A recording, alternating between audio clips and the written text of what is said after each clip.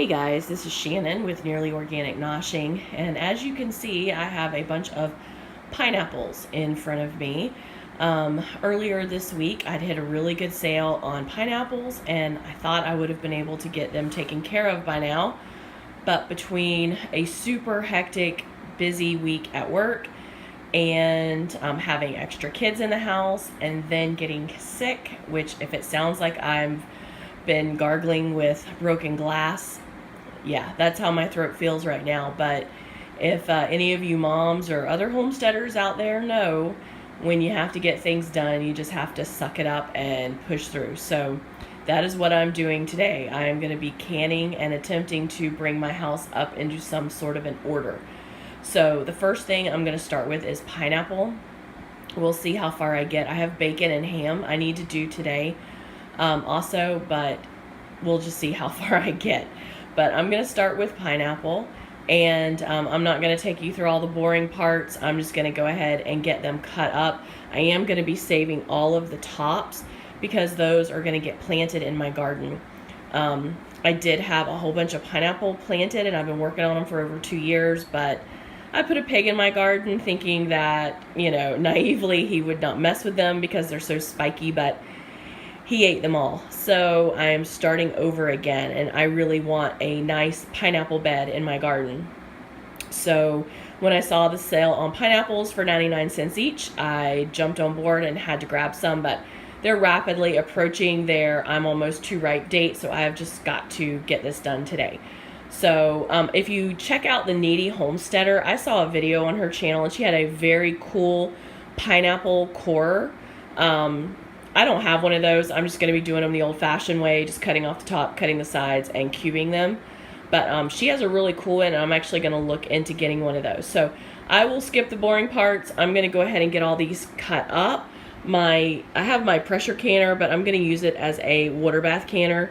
But it is with my jars right now, heating my jars while I get all of this stuff cut up. Okay, guys, one thing I forgot to mention, before you cut any fruits or vegetables, you really should wash them, especially something that has been shipped a long distance like pineapple. So I have vinegar water in my sink, and excuse my dishes, those are clean. I haven't made it that far. But so I am soaking these guys in vinegar water, and I'll pull from the bottom first, the ones that have been soaking the longest, and pull them out and start cutting. Okay, I have all of my pineapple cut up. I have the cores and the skins, the peels. That'll go out to my compost bin. My chickens absolutely love pineapple. I am going to do a quick search, though, before I take all of them out there, if there's anything that you can do with pineapple cores and peels. I don't know. I'm wondering if you can make like a pineapple jam or something, or pineapple jelly. I'm just going to do a quick little search before I toss them all. And then I have all of my tops, which I'm going to cut back a little more.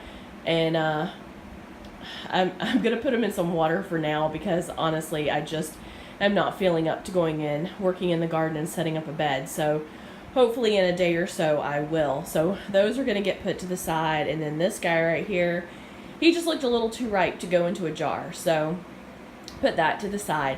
But my cans are ready. I'm going to go ahead and pull those out and go ahead, or my jars are ready, and then start stuffing them with pineapple and see how many I get. Okay guys, I have my pineapple in my jars, and I think it came out to probably close to a pineapple per jar, maybe a tiny bit less. And what I did is any juice that was in the bottom of the bowl from me cutting up the pineapples, I added it into my simple syrup here. And then I am just going to fill up my jars, leaving plenty of headspace. So I'm going to keep doing this, and I will come back when I'm done. Okay, I just finished filling all the jars and wiping them down. I just take a paper towel and I dip it in the water, the vinegar, the hot vinegar water that I have my lids and stuff soaking in. And I just use that to really wipe down the tops really well. I think I need to take a tiny little bit of the liquid out of that one and then re-wipe the lid. I'm going to go ahead and get the lids and bands on and then get them in the canner. Oh, also, I just take a wooden spoon and use this end to go down in here because the pineapple is very porous, so it is like super, super bubbly when you pour your liquid in. And I don't want to jam it in here too much because I'm going to destroy the pineapple and little bits will be coming off and it won't be that pretty. So I just, after I get them in, I just keep jiggling them a little bit. I run the stick down, jiggle, run the stick down, jiggle until it is not really bubbling anymore so that the pineapple has kind of settled. It has filled with the liquid and then you're not going to have all those bubbles still. So just give it a few extra minutes before you put it in because you are going to have those bubbles that are going to need to work to the surface, and help them out with a wooden spoon or a wooden skewer and let the liquid fill in all those open air pockets to bring the bubbles to the surface before you put the lids on. Okay, I have all of my pineapple in the canner, and I'm going to put the lid on and just get it back up to a boil. When I hear it boiling, then I will go ahead and start my timer for 20 minutes. And while this is going on, I'm going to go ahead and do a quick cleanup, do a little bit of search, eat some fresh pineapple. From everything I've read, pineapple is really good for sore throats and coughs. So that overly ripe pineapple is going to go to good use. So I'm going to get the lid on this so it'll quickly get up to temp and get my kitchen cleaned up. I'll show you what they look like when they come out. Oh, and just a tip, earlier when I was preparing all the fruit, I had my fan on, but when you are taking the hot jars out, make sure they're not in a direct draft. Something as simple as a fan blowing on really hot jars can cause the jars to crack and bust when you put them back in the canner. So just try and not have a cold draft right on your can or on your jars whenever you're bringing them in and out of the hot water. So just a good idea, kind of keep them away from any vents, fans, or open windows if it's cold out. Okay, so here's a little bonus to the canned pineapple. It is going on the stove. And I went online and did a little research, and there are a couple of things that you can do with the canned pineapples and cores. I saw in, I want to say it was Britain, that this is a popular snack to take the cores, cut them up super, super thin, and then cook them in your oven on like the lowest heat for like 4 to 5 hours until they're crispy, and eat them just like a snack. I don't want to heat my kitchen up for that long, and I don't feel like pulling the dehydrator down to do it.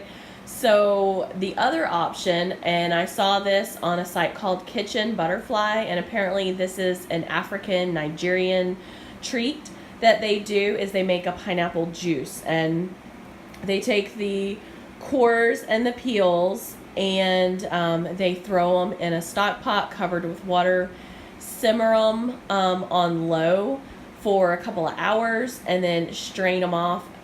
They throw chunks of like ginger and cardamom and things like that in it. I don't think I'm going to do that on this one. I think I'm going to keep it pretty simple and just simmer it down and lightly sweeten it if I think that it needs it, because I don't know if the rest of the family will drink it if I start getting too kind of crazy with the flavors. I would love it. My mother would love it. No one else would love it. So I think what I'm going to do is I'm just going to see how much I can fit into this stock pot, cover it with water, and let it boil for a while I'm doing the rest of my canning. And then I'll strain it and sweeten it a little and keep it in the fridge, and maybe it might help with this wonderful cold, sore throat, cough thing I have going. So I'm going to go ahead and get this going, and we'll see how it turns out. Okay guys, my canner is going with pineapple. I'm using my pressure canner as a water bath canner right now, but it will be hot, and once I take the pineapple out, I can dump off some of the water and have it all ready for pressure canning bacon. I sound really nasally and stuff because I'm sick right now, so you are not going to actually see my face in any of these videos, but I have got to get this stuff taken care of, sick or not. So I'm going to get this going. I do have gloves laid out, not because I'm a germaphobe or anything, but raw meat makes me break out really bad. So I always wear gloves when I'm messing with raw meat. But I'm going to take this out and I'm going to start cutting it into small chunks if it's not already small enough, and start stuffing my jars. And then once I have another case of this in the fridge, but I'm just going to see how far I get with one case before I go pull out more jars and the second case. I don't want to get it to warm up. I want it to stay cold until I'm ready to use it. So I'm going to see how far I get with this, and we'll go from there. So I just opened the box, and it had the parchment paper on top. And oh my goodness, this bacon smells so good, and it actually looks much better than I expected, because it was supposed to be like not just ends and pieces, but not the highest quality of bacon. It's not on the level of Zacon by any means. There's a lot of fat here, but this is going to be great for seasoning, dumping into beans, when I'm just wanting to cook up some bacon to add into like potatoes, or on top of a salad or something like that. Green beans, you know, any kind of thing that you want to dump bacon into, that's essentially what this bacon is going to be used for. And our other really nice, good quality bacon is going to be used for breakfast or on tops of baked beans, things like that. Things when you want it to look good, taste good, and have great presentation. This is going to be just for seasoning. So this is a 10-pound box, and I got it on sale for $20. It was $19.99 for a 10-pound box. So I'm just going to see how far this one 10-pound box will go and get it going in the canner. Okay, one case ended up filling 13 pint jars. I was a little conservative about how much I put in there. Now these guys are really smushed. I mean, it is smushed tight down in the jars, but I stopped, like, if you can see, right at the bottom of the band, because I know that the fat is really going to liquefy and start bubbling in there whenever they're canning.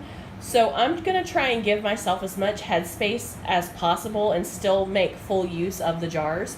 So I could have probably squished all this into a dozen, but I went ahead and just filled 13. That happened to be the number that I pulled out of the cabinet, and that's what I used. So I'm going to go ahead and start fitting these into the canner. Actually, I'm going to clean the tops and put the bands and lids on, and then I'm going to get them going in the canner. And then after the canner is probably like 3/4 of the way done, I'll pull the second box and get started on that, so that I don't have just raw bacon sitting out on my countertop. So I'm going to go ahead and get this going and see how it ends up. Okay, so I still had some room in my canner, so I went ahead and filled it up with as many jars as I could fit in there. I ended up putting a couple of wide mouth pint and some half pint in there just to kind of finish it off. And I realized I am now out of pint jars. So I am going to do quarts of bacon, which once I pop a top of bacon, I'll just use it in a bunch of different meals. It's not like it's going to go to waste, but I know that I'm going to need fewer of these than I am the others. So the other thing I'm going to do to go ahead and take up space in the canner is I have a ham in the outside fridge that I was actually going to cook like last night or the night before, but I was just not feeling up to cooking, so I did not do that. So what I'm going to do is I'm going to go ahead and cut that ham off the bone.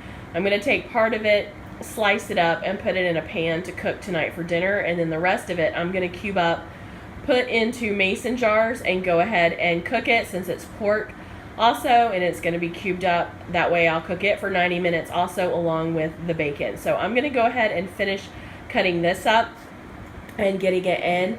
And you know I'm not an expert or anything on canning. I make no claims to that at all, but I only found a couple of videos on canning bacon, and the people that were doing it, and I may have missed some, I may have not seen them all, but it was just such a mess, and it was just all over the place, and people are doing it like on their stovetop, and the bacon is falling onto the burners and everything, and I don't know. I don't understand that. I keep my counter super clean and everything wiped down and everything neat and sanitary as possible when I'm doing my canning.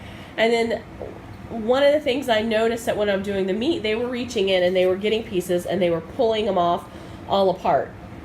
And then they were trying to smush them in there.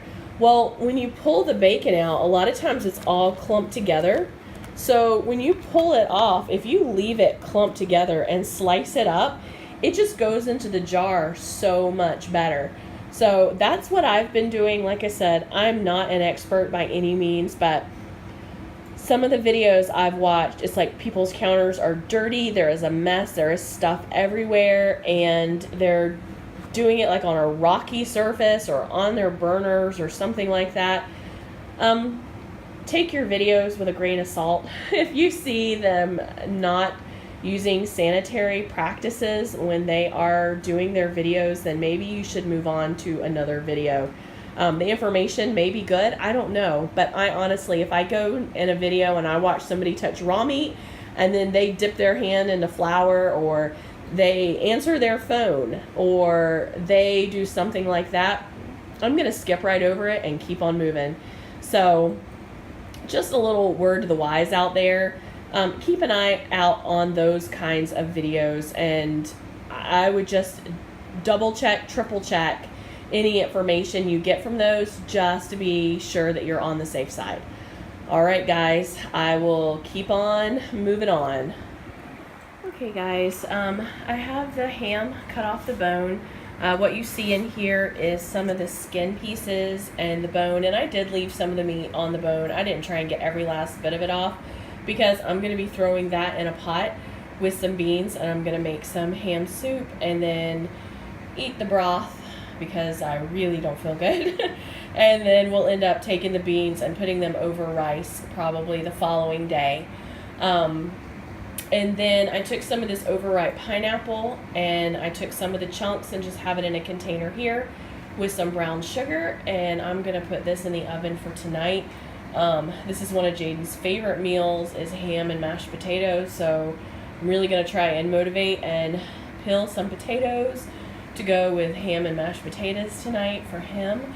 He's been working really hard lately, and I think he pulls a double today at work, and I know he works tomorrow, and he's been helping out two of his friends doing major work on their vehicles.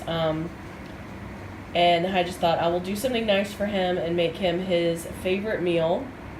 And then what I have here is this container is gonna, I'm so glad I'm doing this because I just realized I did not put the broth in my ham before I can it. So my mind is not here 100%. So I need to stop what I'm doing and go put broth in these, and I will be back.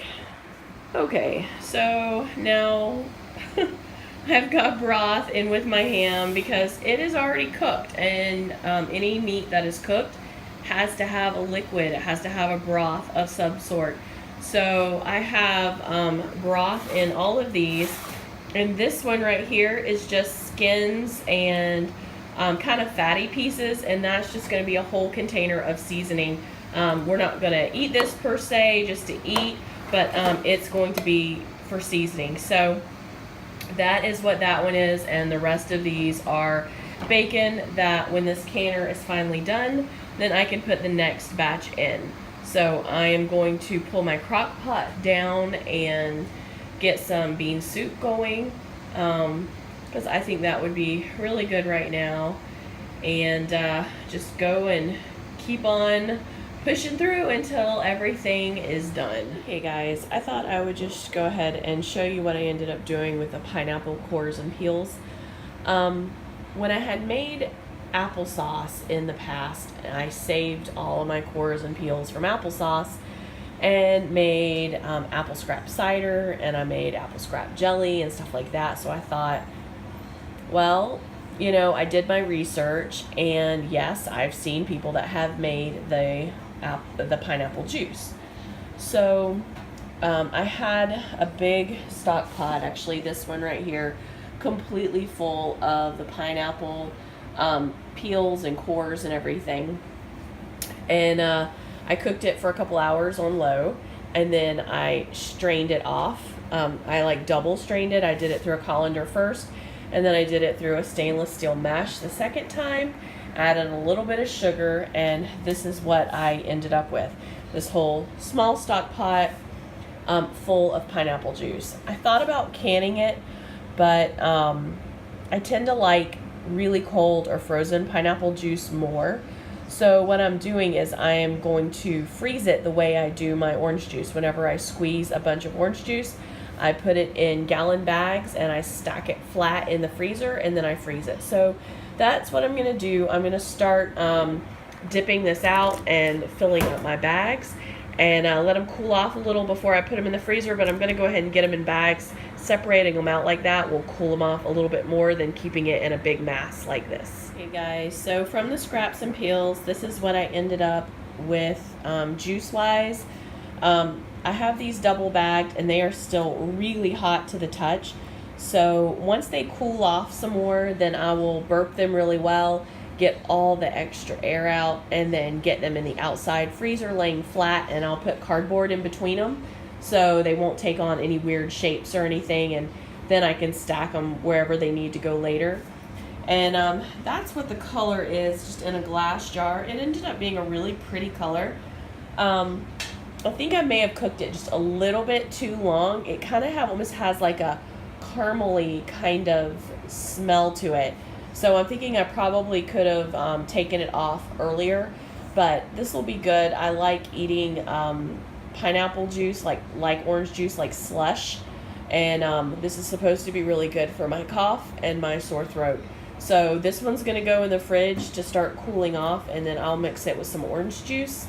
And this is going to go into the freezer once I can get it cooled off and all the air out of the bag. So not too bad for something I was just going to throw away. Okay guys, this is what I managed to finish today. I have 7 quarts of pineapple, and then I have 3 gallon bags of pineapple juice in the freezer. The bacon, it seems like the pork products, even though I gave plenty of headspace and really wiped the jars down really, really well, it seems like the grease still leaked out. I had not ever canned this before, and I went online and did some reading, because you can see the top of some of these have a lot of black on it. And from what I read, they said that's because of an item that's really, really greasy, that it siphons out during the process, gets on top of the lid, and then bakes. So once everything cools down, I should be able to pop the bands off and scrub that off before I label everything. I just have not done that yet. We'll see how it goes tomorrow, but I noticed that the quart jars are like half full, but the pint jars, they kept more of the volume in them.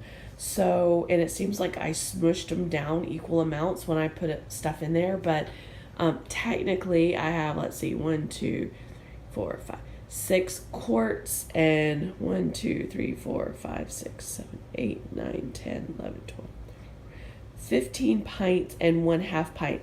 I had 1/2 pint that fell over on its side. It was on the top rack, and all the liquid seeped out of it and got over everything. So that one went into tonight's green beans whenever I was cooking dinner.